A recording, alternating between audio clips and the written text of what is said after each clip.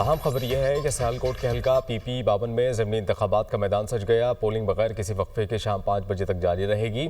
नून league की हिना अरशद वड़ाइच और पाकिस्तान तहरीक इंसाफ के फाखिर घुम्मन के दरमियान कांटे का मुकाबला मुतवक्किल है। बात करने के लिए उमर फारूक सियालकोट से हमें ज्वाइन कर रहे हैं। उमर फारूक, क्या मनाज़िर आप देख रहे हैं? अभी तो आगाज़ है पोलिंग का। जी बिल्कुल, सियालकोट में जो है वो इंतखाबी मैदान जो 52 का है वो सज चुका है। वोटर्स की तादाद जो है अपने पसंदीदा उम्मीदवार को वोट कास्ट करने के लिए पोलिंग स्टेशन का रुख किए हुए है।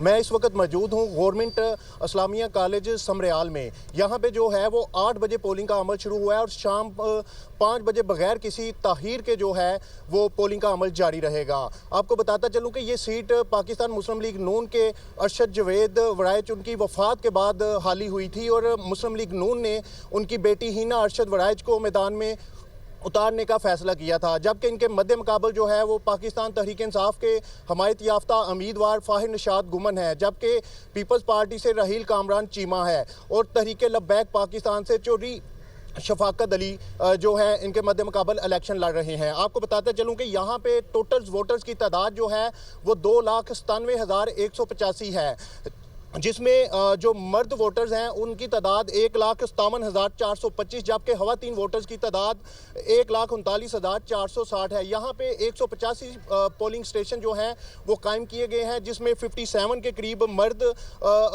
जो पोलिंग स्टेशन है वो कायम किए गए हैं, जबकि मुश्तरका पोलिंग स्टेशन की तादाद जो है वो 71 है और खवातीन के जो पोलिंग स्टेशन हैं उनकी तादाद भी जो है वो 57 के करीब है। यहाँ पे जो है 11 पोलिंग स्टेशन जो है वो इंतहाई हसास करार दिए गए हैं, जबकि 36 पोलिंग स्टेशन हसास करार दिए गए हैं और 136 पोलिंग स्टेशन जो है वो नॉर्मल कैटेगरी में है। सिक्योरिटी की अगर बात की जाए तो सिक्योरिटी के सख्त इंतजाम किए गए हैं। DPO फैसल शहजाद के मुताबिक जो है वो 2000 से ज़ायद पुलिस एहलकार जो हैं वो अपने फ़राइज़ मनसबी सर अंजाम देंगे, जबकि 1600 से ज़ायद पोलिंग एहलकार जो हैं वो अपने फ़राइज़ मनसबी सर अंजाम दे रहे हैं। इलेक्शन कमीशन की जानिब से जो है वो अवाम नास की शिकायत के लिए जो है मरकजी जो इनका सूबाई दफ्तर है वहाँ पे शिकायत सेल कायम कर दिया गया है। जी बहुत शुक्रिया अपडेट के लिए।